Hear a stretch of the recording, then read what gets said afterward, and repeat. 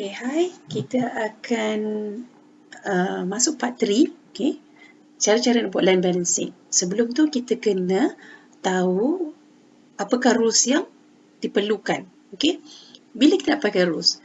Kita nak pakai rules bila we have to choose between A dengan B as starter. Kadang-kadang kita jumpa kat tengah. Kalau kita ada tie, okay, ada seri. Kadang macam ni kita perlukan rules. Okay. Dia kalau contohnya, kalau B ni tak wujud, A tak perlu decide, dia akan terus A pergi C dan seterusnya. Dia akan timbul bila berlaku pemilihan, perlu pemilihan. Jadi kita akan tengok dalam soalan syarat apa yang digunakan. Okay, syarat yang pertama, okay, yang selalu kita jumpa adalah perkataan dia most following tasks or most followers rules. Maksud dia longest chain of tasks ataupun tail, saya panggil ekor. Maksud dia dalam antara A, berapa panjang task yang ada belakang A, dan B, berapa panjang task B, task-task yang ada di belakang B. So kita akan start mana yang paling banyak. Let's say A ada lebih daripada B, maka A akan start dulu. Okay, kita kena count number of tasks, kena count kat belakang ni ada berapa. So siapa yang paling tinggi, kita akan start dulu. Okay, syarat yang kedua, kalau jumpa syarat yang mengatakan greatest positional weight or longest processing time, ataupun saya panggil kepala atau head, sebab apa? Yang merah ni. So, contohnya untuk rantaian A sampai hujung, dia kena kira daripada belakang. Okay, dia campur, and macam contohnya kat 1.5, and then 1.5 campur 0.3 dapat 1.8.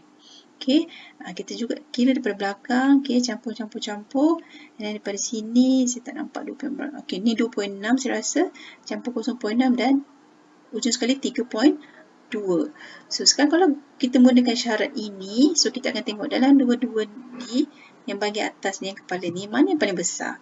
Paling besar adalah B, sebab dia 3.2, so kita akan mula dengan B.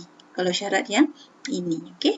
Positional weight is the sum of each task time and the times of following task. So maksud dia dalam rantaian B ni nanti kita campurkan semua task time yang ada, berapa jumlah dekat sini. Untuk rantaian A campur ke hujung sini, dan berapa dia punya jumlah. Okay, so ada dua syarat. Okay, so kita akan buat soalan seterusnya untuk menentukan apakah syarat yang diperlukan.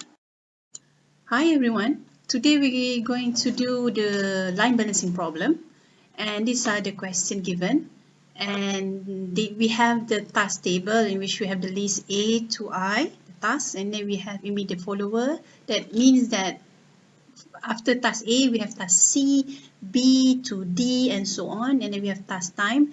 Check whether this is in minute or seconds, very important. And then they give us information on the output, the daily output, in which one day they produce 275 units, and they give us information also on the working time for the day is 440 minutes. So 440 minutes they produce 275 units. And then from here we need to calculate the cycle time, in which time to produce 1 unit.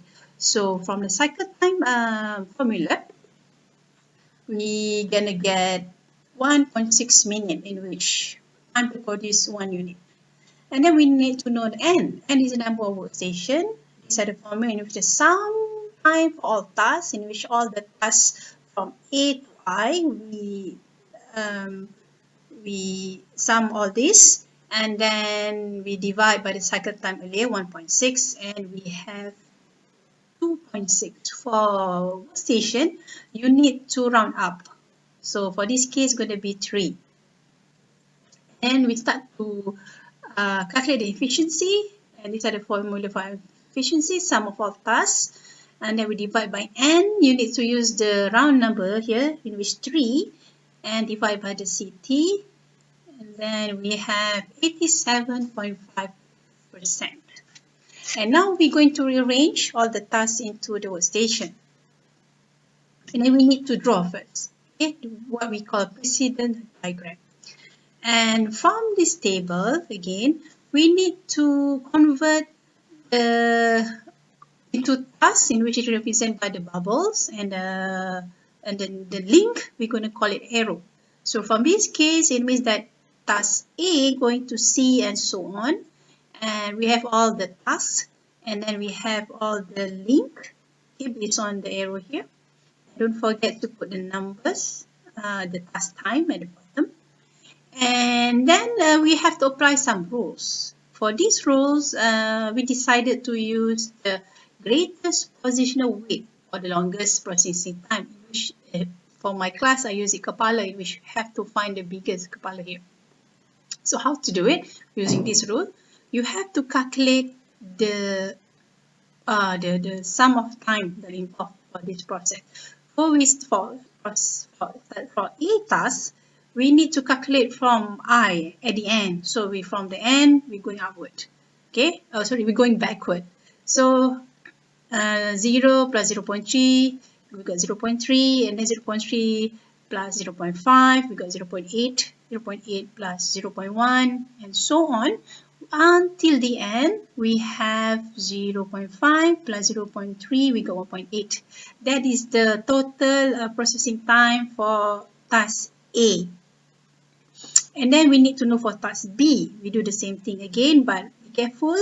Here, we need to go to F. 0.8 plus 0.6, we got 1.4, 1.4 plus 1.2, and so on until we get 3.2. Okay. Now we use the rule say that we need to choose the greatest positional weight. So for this case, I see that B with 3.2 have the greatest positional weight, and we will be starting at B. Okay.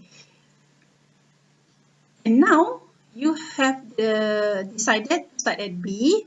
So first of all, you need to have this table to assign all the tasks. So we have the first workstation, and time remain means we start with the cycle time every time we have the new workstation. So for this case, we calculated earlier is 1.6, and the eligible just now is either A or B. And since we put the rules of the greatest positional weight and we calculated, and we found out that B is the answer, so we have to use B. And the task time for B is 0.6. Okay, next, we're done with the B, so we just no more rules, and then we either have A or D. So for the remaining time is 1.6, we have used 0.6, so we have 1 minute left. So eligible just now is A and D, and then we look at the time. I think only fit A because B is 1.2. So only A can fit inside workstation 1 with the remaining time 1, and A is 0.3. And then next choice we have C and D, and then we go back to our table, and our remaining time is 0.7. Okay, C and D, and again B cannot fit, so we will choose C. C is 0.4, and then next choice is D and E, and then go back to the table. We have balance of 3. And for this case, only 3 can fit B and E, but E, the only one can fit, so we have 0.2. And then next one, we can move B and D, but again, only with the 0.1 left, the only one that can fit here is D. So, okay, we use everything up, so it's a very good assignment. We have assigned all the tasks to the workstation, so we can close the workstation without no idle time. So you have to draw the workstation so that you won't get confused, and then we will know that we're going to open the second workstation, and our choice is E only. Why we cannot use H? Because F is not done yet, so you cannot skip F because F is fit into H. So H is no, so you have no choice. You will go by sequence, in which D first, F, H, and then I. Okay, we go to workstation 2, open a new workstation, and remember we have to use the new city, in which again 1.6, and we have only D choice. So we assign B, we have 1.2, 2, and again we have done. So we're going to move to F, station 2. Let's see, the remaining time is 0.4, but wait, I think F it's more than 0.4, so F cannot fit, so we have no choice. We have to close the workstation and press the idle time 0.4. And then you have to do the same, to open the new workstation, and then we're done. And don't forget to put the line here so that you know if you're done and assign it to the second workstation. Now we go to third workstation. So we have F on the choice here. H cannot be done yet. So third workstation, again, you cycle time, and then you only have F. F is 0.6. So F is done, and then move to H. And with the balance of 1, now you put H in, you have 0.5. And then you have balance. And then you have 0.3. 0.3. Then we have balance of 0.2. And no more tasks to be assigned. And you're done. So the sum of the ideal time is 0.6. So again, this is the first workstation in which you assign A, B, C, E, and G. And then for workstation 2, you have D alone there. And then finally, the last workstation in which I calculated earlier, workstation 3 or for F, H, and I. So check again, you calculate with the 3 workstations, so it's correct. So all the tasks have been assigned into the proper workstation, and don't forget to write in the total idle time is 0.6 minutes. Okay, I think that's all for the assignment, for the line balancing assignment. So if you have any question, you can just email me, or we can talk and discuss about it. Thank you.